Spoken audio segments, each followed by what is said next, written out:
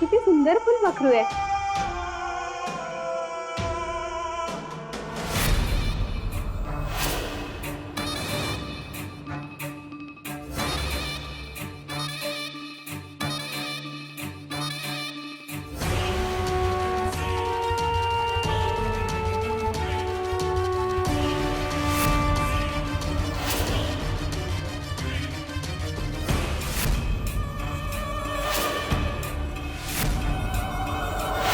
हो हो हो अगं येते. मला खोलीच्या बाहेर पडायची भीती वाटत होती. भीती? कसली भीती?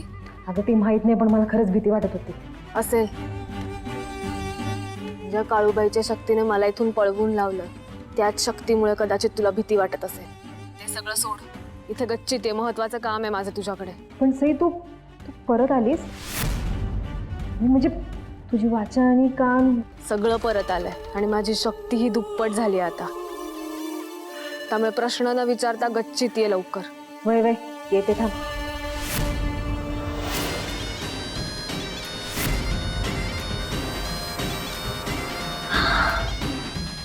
असं का होतंय मला? काहीतरी काहीतरी विचित्रच जाणवतंय. कचऱ्याचा डबा कुठे?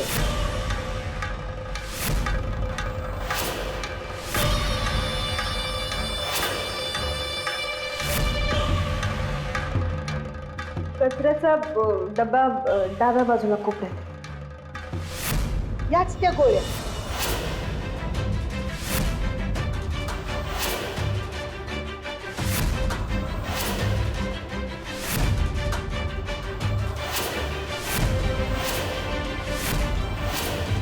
ज्याचा आर्याला त्रास झाला होता.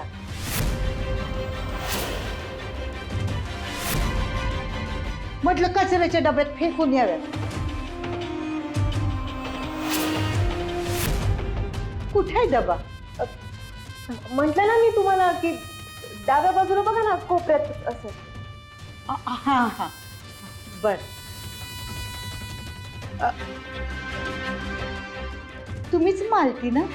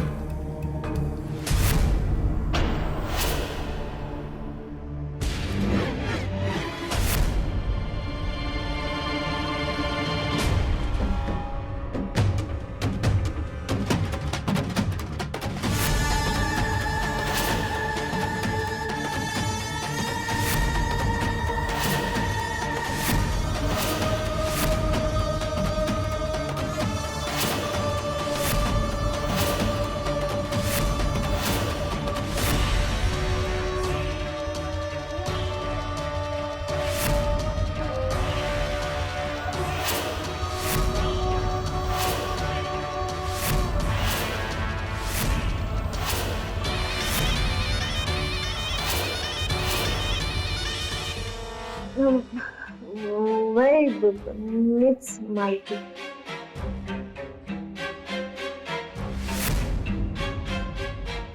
आजीबाईंनी सांगितलंय मला तुझ्या नवऱ्याबद्दल. लय वाईट वाटलं, पण काय करणार? शेवटी ज्याला त्याला आपले भोग भोगावीच लागतात. केलेल्या कर्माची फळं चुकवावीच लागतात. पण बाळा तुझं वाईट वाटलं. एवढ्या तरुण वयात अर्ध्या संसारातून उठला तो. पण मी सांगते तुला खात्रीनं उद्धारच झाला असेल त्याचा.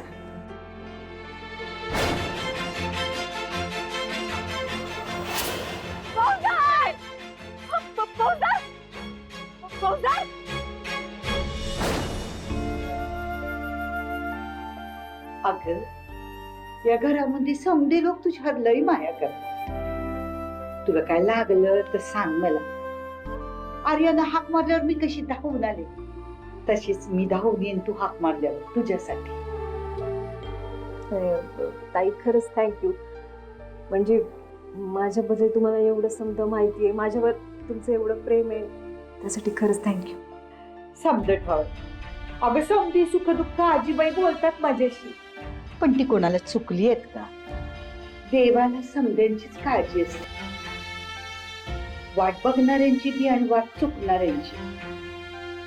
मांडरगडावरती देवी बसलेली आहे समध्यांकडे बघायला.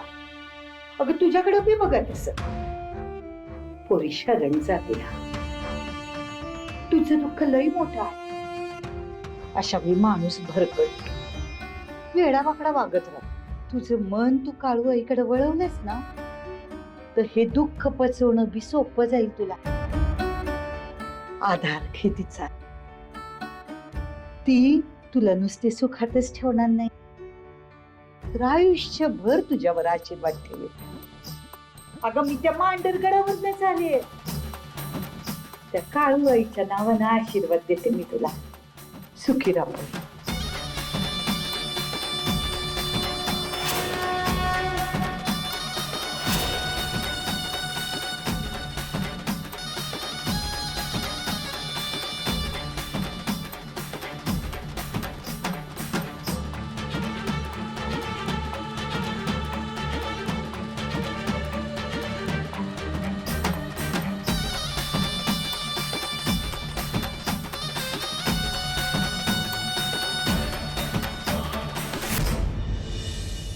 अरे काय काय झालं? काय बघतीस खाली? मग अरे आता ना एक गोड फुलपाखरू आलं होतं.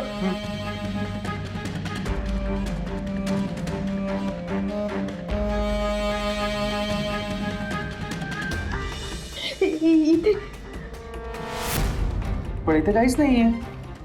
कुठे काय? असं कसं शक्य आहे?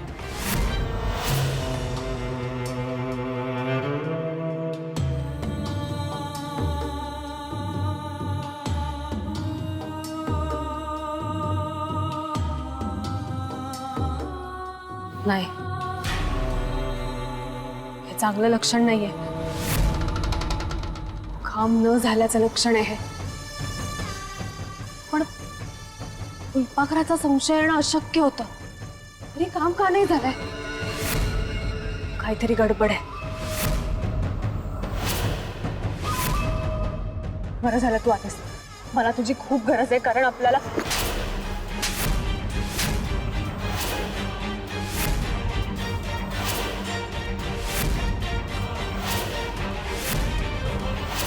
काय झालंय तुला मालती?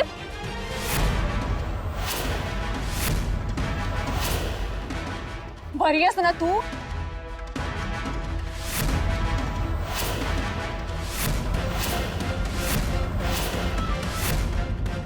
तुझ्यात एवढी ताकद कुठून आली ग?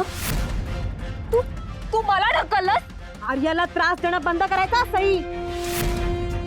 आर्याला किंवा तिच्या पोटातल्या बाळाला काय बी झालं तरी तू आहेस आणि मी आहे. आर्याच्या केसाला बी धक्का लागता कामा नये.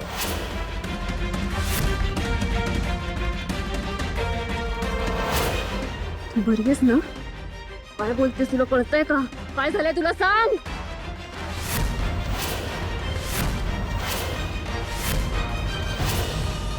कशाला पाहिजेत ग तुला नसत्या चौकशा?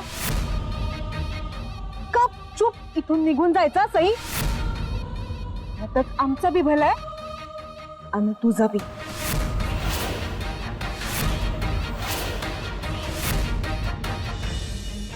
मग मी बघितलं रे. अरे यार, कुठेच काही नाहीये. मला सांग, तू झोपली होतीस का? हो.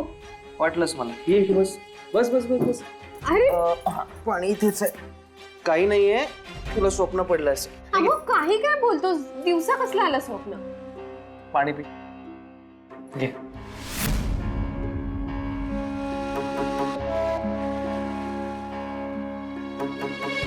मग ऐकणार रे. हो, ऐकलंय मी सगळं. अरे तुला स्वप्न पडलं असणार आहे. नाही रे, स्वप्न नाही, मी स्वतः बघितलं. काही बोलतेस? कुठे काय? मग दिसतंय का तुला इथे काही? मग अरे खरंच. अशा लहान सहान गोष्टींचं टेन्शन नको घेत जाऊस ग. मग मी स्वतः बघितलं. ते फुलपाखरू काळं पडलं आणि इथे खाली पडलं होतं रे. सांग मला, दिसतंय कुठे? दिसतंय का? नाही ना. मग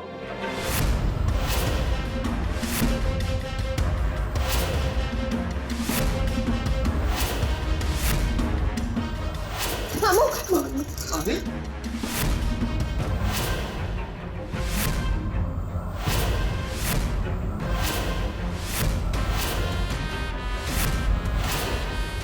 अचानक इतके फुलपाखरं कुठून आली? एक सेकंड, खिडकी उघडी राहिली. नको, तू कुठे जाऊ नकोस. हे नॉर्मल नाही, काहीतरी ऑड आहे.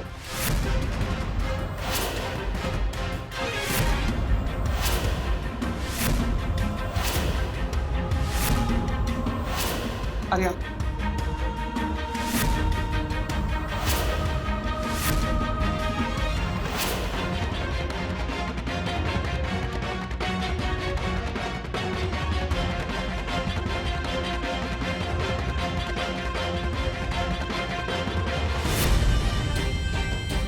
अशी ऐकणार नाहीस ना तू? आर्याला त्रास देणं बंद कर असं कबूल कर, पण नाही, ते बी करायला तयार नाहीयेस. तू निघून जा म्हटलं तर ते बी ऐकत नाहीयेस. मग सई, कायमची ना तू निघूनच जा इथून.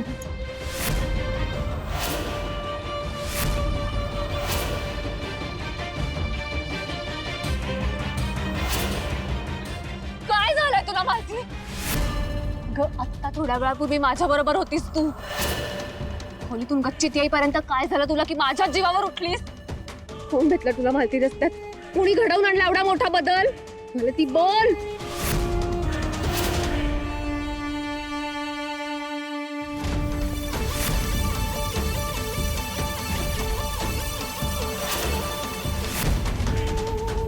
माझी शंका खरी ठरली.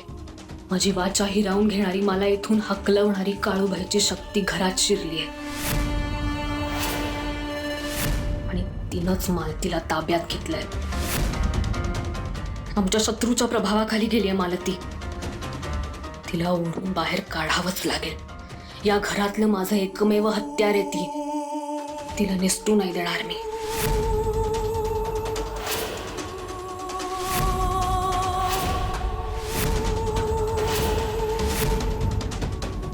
नाही नाही, इथे असं लढून उपयोगाचं नाही. मालतीमधल्या खुनशी प्रवृत्तीला जाग करावं लागेल. आतूनच ती निगेटिव्ह झाली तरच हा प्रभाव निघून जाईल. कसला विचार करतेस एवढा? इथून निघून जा, नाही तर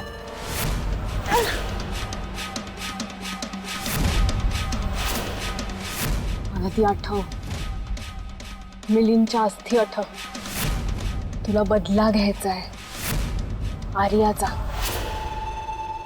आर्या तुझी खरी शत्रू आहे.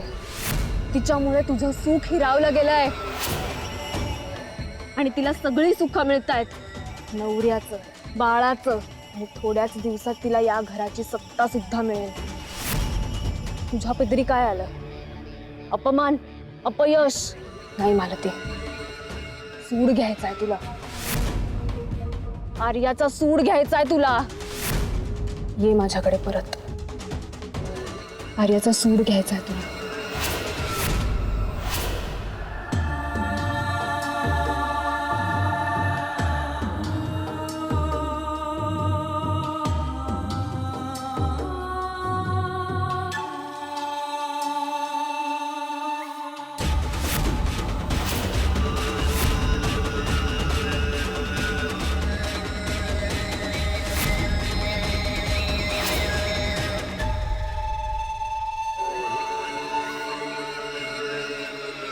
अरे अरे इकडे हा मग रे. एक सेकंड, इकडून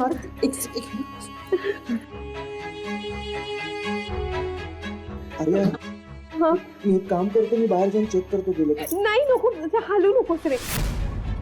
विराटच्या शक्तीचं प्रदर्शन आहे. एक मारलं तर त्यातून अनेक निर्माण होतील. या सगळ्यांना एकत्रच संपवावं लागेल.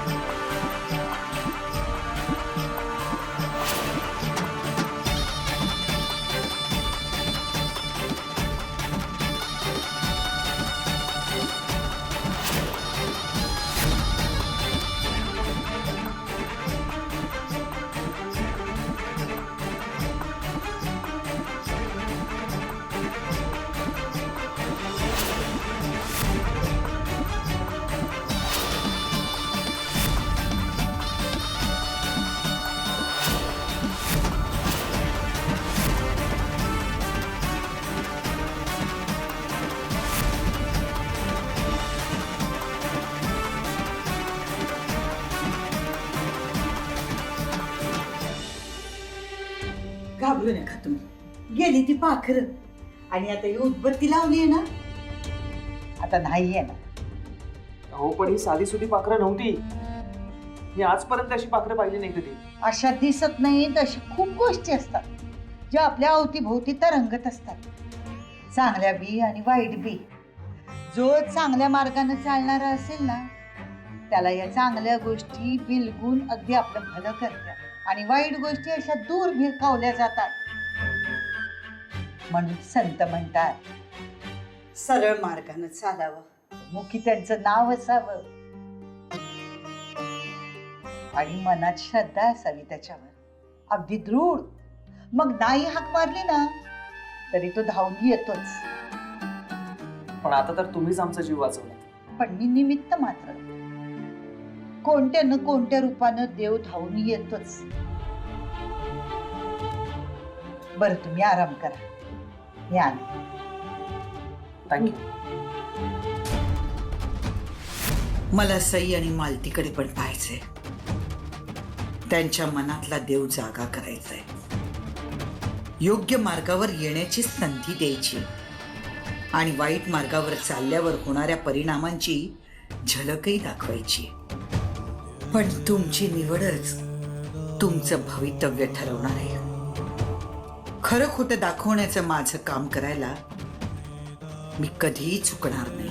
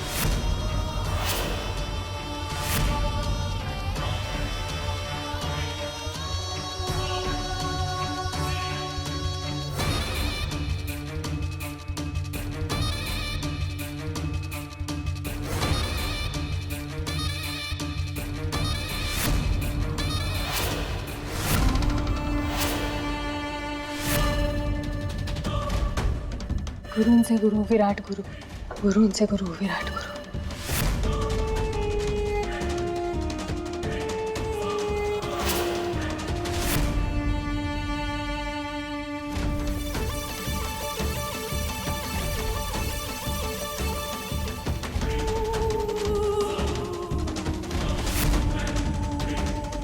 लक्षात आलं तुझ्या सगळं मालती. आर्याला धडा शिकवायचा आहे आपल्याला. तुझं सगळं हिरावून घेतलं तिने, सूड घ्यायचा आहे आपल्याला तिचा. बाळ होणार म्हणून मिरवतीये ना, हीच वेळ आहे सूड घ्यायची. तिच्या बाळाला संपवायचंय आपल्याला. कळलं? हो म्हण,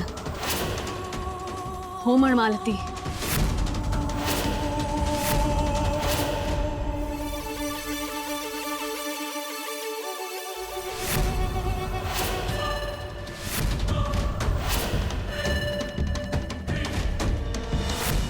अहो जरा ऐका ना माझं. असं काय आम्हाला तुमचं काय बी ऐकायचं नाहीये.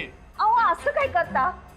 हे बघा, आर्या आर्या बाळबाळ करत ना तुमचे पाय खोलाकडे चाललेले आहेत. दुसरं म्हणजे त्या बाईला आमच्या डोक्यावर आणून बसवलं. पहिली गोष्ट, एकतर गुरुजींचं कुंपण फोडून ती आतमध्ये आलीच कशी. दुसरं म्हणजे मांडर देवीचा पेढा घेऊन ती इथे आली.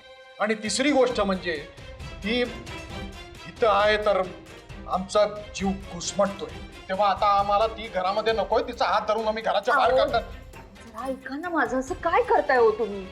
ती बाई कशी बी असली तरी तिने आपल्या नातवंडाचा जीव वाचवलाय ना. अरे अमोग तिला घराबाहेर काढू दिला असं मला काही वाटत नाहीये. जरा अमोग या घराचा करता धरता झाला की काय आता? आम्ही जिथे आहोत ध्यानात ठेवाय. अहो कशासाठी अभद्र बोलताय? असं कशा पायी? हे तुम्ही आम्हाला थांबवू नका.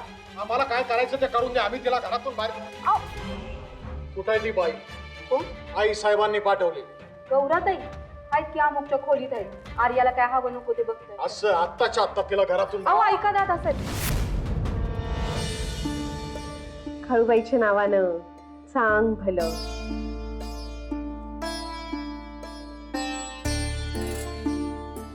मला ना इथे खूप बरं वाटतं. माझी काळू आई आहे इथे. अगे सगळीकडेच असते ती. नाही दिसली तरी असतेच.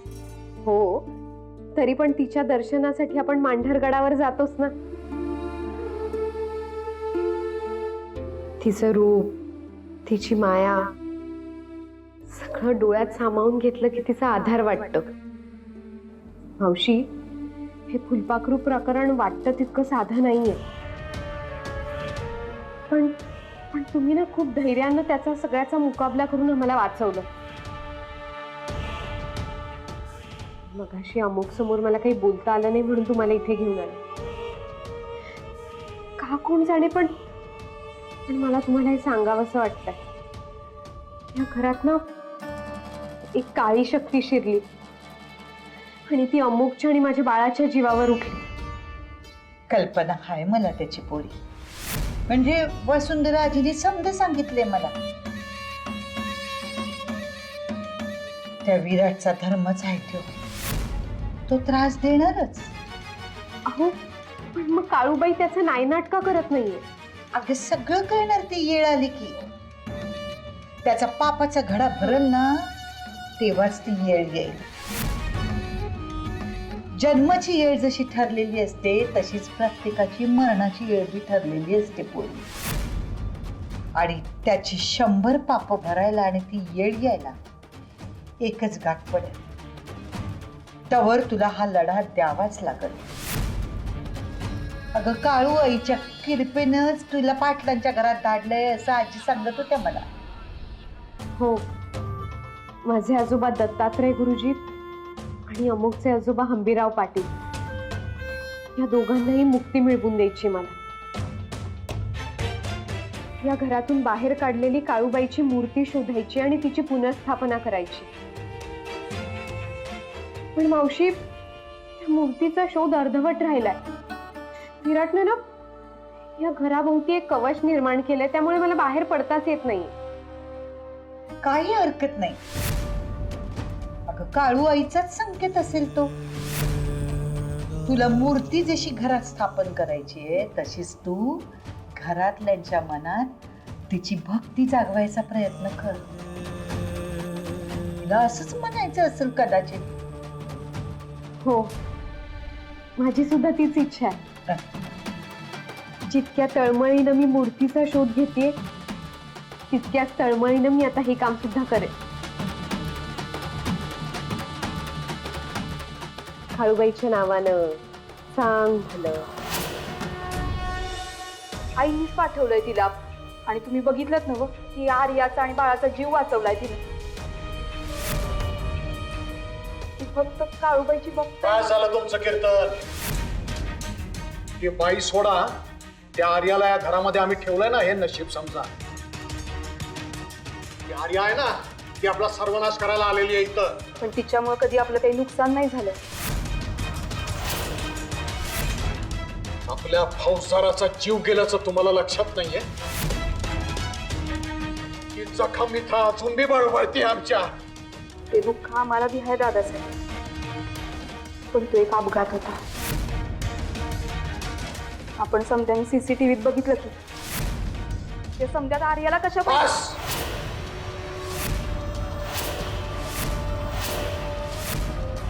आम्हाला तुमचं काय बी ऐकायचं नाहीये. आत्ताच्या आत्ता तिला आम्ही घरातनं बाहेर काढणार. ऐका ना जरा, असं काय करताय?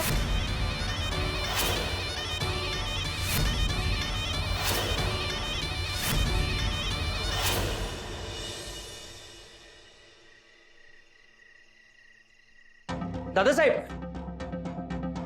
काय झालं? कसं लागलंय?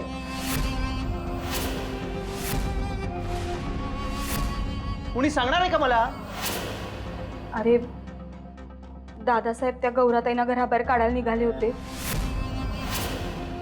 मी आणि वहिनी त्यांना अडवत होतो, पण ते काही ऐकायला तयारच नव्हते. त्यांचा पारा चढलेला आणि त्याच नादात त्यांचा पाय घसरला आणि जिन्यावरनं पडलेत ते. हो, पण तुम्हाला बरं वाटतंय का दादासाहेब? नाही, आमची तुम्हाला एवढीच काळजी असेल ना तर आधी त्या बाईला घरातून बाहेर काढा. हो जरा शांत राहा ना आता, नंतर बघू ना आपण काय ते. नंतर नाही काय नाही, हे समजा जे घडलंय ना ते त्या बाईमुळंच. हो पण दादासाहेब, पण नाही आणि बिन नाही. तुम्हाला ह्याच्या आधी हजारदा सांगून झालेलं आहे स्पष्टपणे की काळूबाईला मानणारे, तिचं नाव घेणारे या घरामध्ये आम्हाला कोणी बी नकोय. तुम्ही तर त्या बाईला आमच्या डोक्यावरच आणून बसवली आणि वर आम्हाला भांडरदेवीचा पेढा बी दिला. अजिबात खपून घेणार नाही आम्ही, सांगून ठेवतोय. हो पण त्या गौरा मावशीनेच आपल्या बाळाचा जीव गौरा मावशी, तुम्ही तर काय नातच जोडायला निघालात की? अहो नाही नाही नाही नाही. तुमच्याकडून काही बी अपेक्षा करून चालणार नाहीये, होणारच नाही तुमच्याकडून. आम्ही स्वतः तिला हात धरून घरातून बाहेर काढतो. हो दादासाहेब ऐका,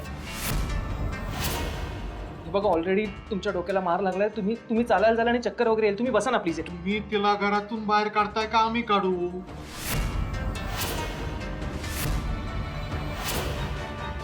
मी सांगतो. नाही, फायनल नाही. तुमच्या कलानी घेतलं आम्ही, पण तुम्ही तर आता आमचा अंतच बघताय. नाही आम्ही सुद्धा दादासाहेब ऐका ना, जर का- दादासाहेब काय होत? तुम्ही बसा ना प्लीज, खाली बसा.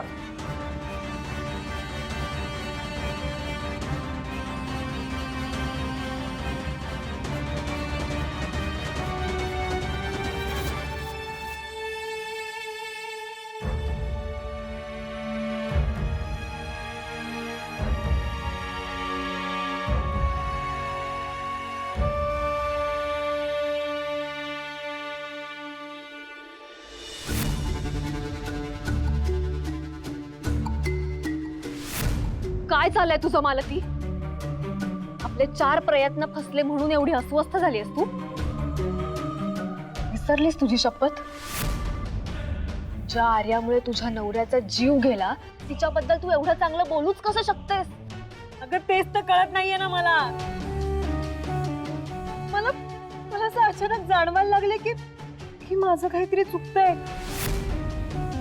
तुझ्या नादी लागून मी काहीतरी चुकीचं वागते असं वाटतंय मला.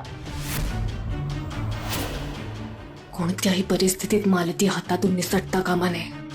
काळूबाईच्या शक्तीने तिच्यावर प्रभाव टाकलाय, तिला त्यातून बाहेर काढायलाच हवं.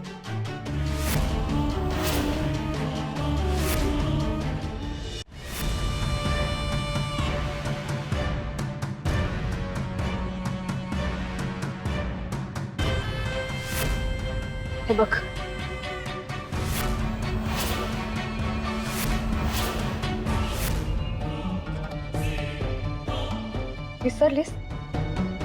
विसरलीस मिलिंदची वाक्य? किती आशेनं बघतोय तुझ्याकडे. आठव तो काय म्हणायचा?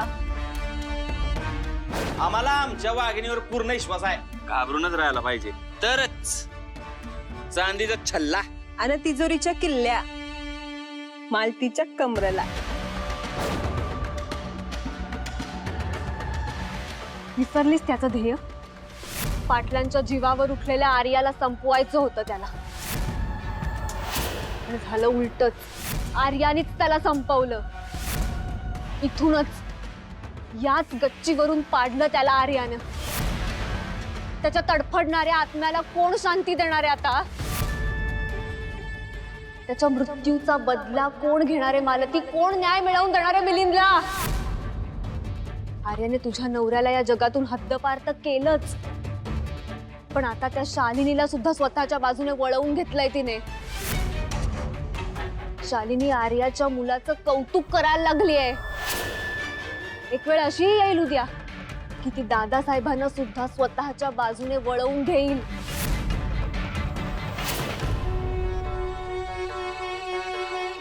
आणि तू एकटी राहशील मालती. माझ्याशिवाय कोण आहे तुला मालती?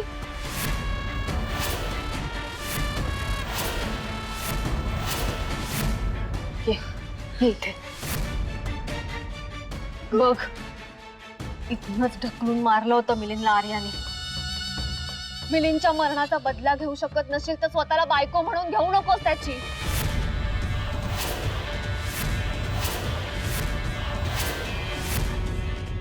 पळपुटी आहेस तू, पळपुटी भेकड. तुझं मिलिंदवरचं प्रेम खोट आहे मालती. नाही, माझं माझ्या दबंगवर खरं प्रेम आहे आणि माझ्या दबंगला मारणाऱ्या त्या आर्याला मी जिवंत नाही सोडणार.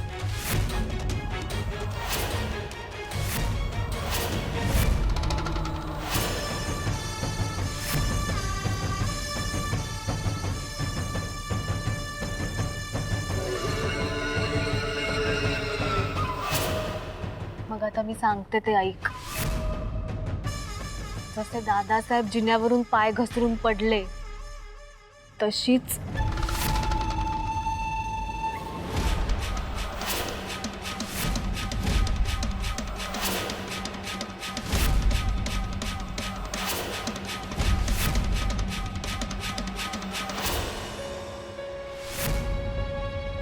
आर्या,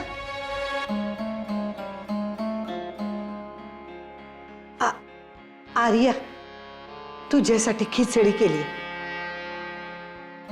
चल खोलीत, चटकन खाऊन घे. काय झालं? दादासाहेबांची तब्येत ठीक आहे ना बघ? म्हणजे तुम्ही दोघं बी काळजीत दिसताय.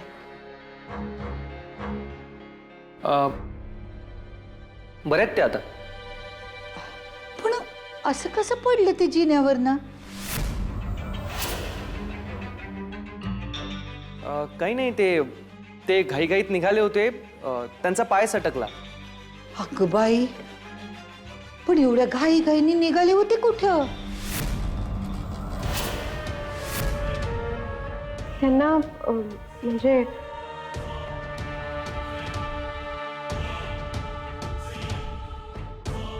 तुम्हा दोघांना काहीतरी बोलायचं आहे काय? म्हणजे दुसरंच? ठीक आहे, बोला नंतर. किती काळजी घेतात या आर्याची.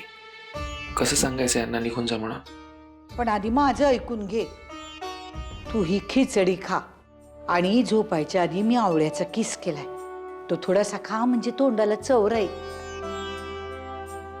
आणि खाणं झालं की बागेत चक्कर मारायची बरं का? म्हणजे दिवसभर काम करत राहायचं, शरीर थोडं हलकं राहतं. हा, आणि हे बघ, पावलं जरा जपून टाकायची. खास करून जिनं अगदी जपून उतरायचे. म्हणजे मी सावलीसारखी आहेस तुझ्या बरोबर, पण आपली काळजी मात्र आपण घ्यायची. जे खाऊन घे.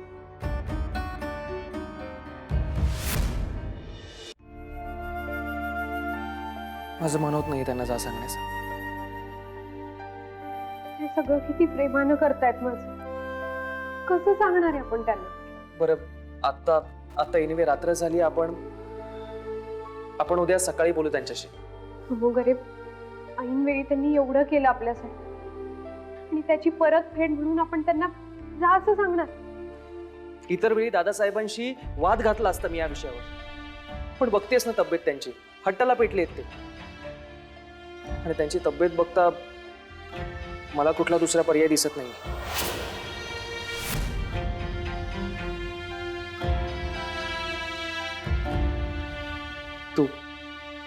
तू चल आत, आपण विचार करूया.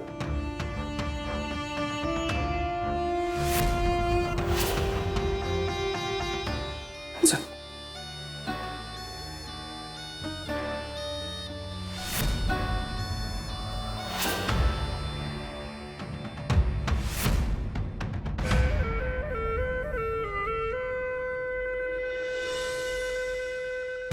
जसे दादासाहेब जिन्यावरून पाय घसरून पडले तशीच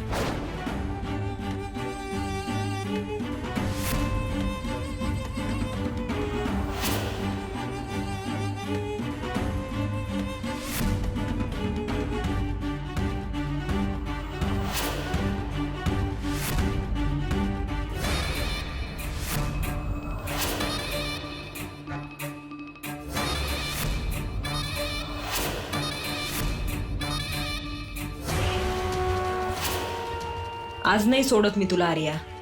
आतापर्यंत माझे समते प्रयत्न फेल गेलेत, पण आज नाही.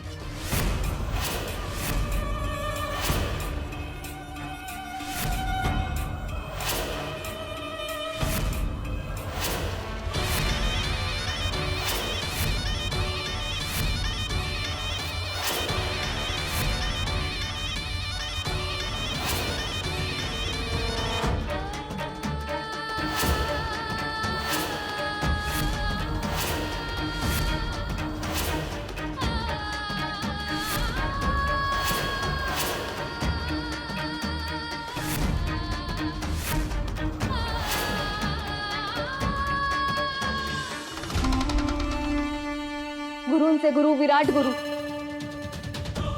मला भीती होती की तुम्हाला तुमची साधना अर्धवट सोडावी लागते की काय, पण तसं नाही झालं. आपण आपलं ध्येय साध्य केलंय गुरुजी. तुम्ही निर्विघ्नपणे तुमची साधना पूर्ण करू शकता आता. पण मला ठाऊक आहे येत्या 15 दिवसात तुम्ही आणखीन शक्तिशाली होणार आहात आणि कदाचित त्याच काळात तुम्ही नवीन काहीतरी उलथापालथ घडवून आणाल. मी तुम्हाला एक चांगली बातमी द्यायला आली आता.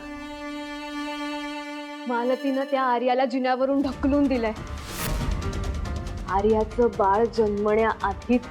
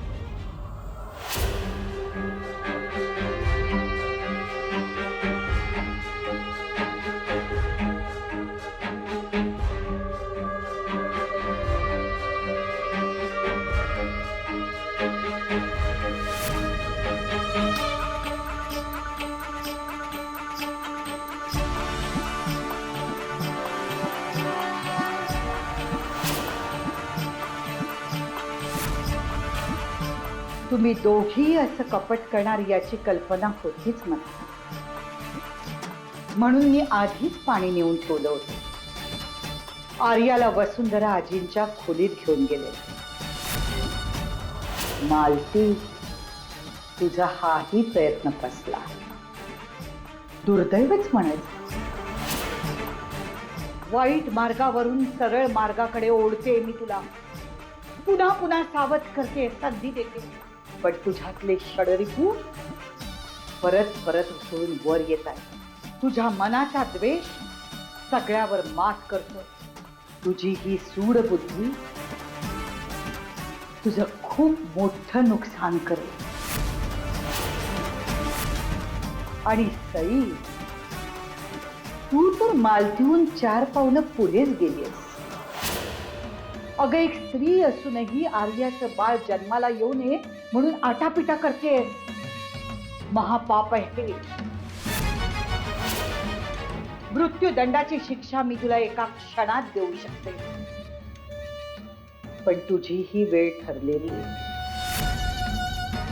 नियतीच्या चक्रात फेरफार नाही करत मी, पण तोपर्यंत टोचणी देण्याचं काम मी करतच राहील. सई, तुला तुझ्या पापांचा हिशोब चुकता करावाच लागेल. त्यावेळी तुला ब्रह्मांड आठवेल.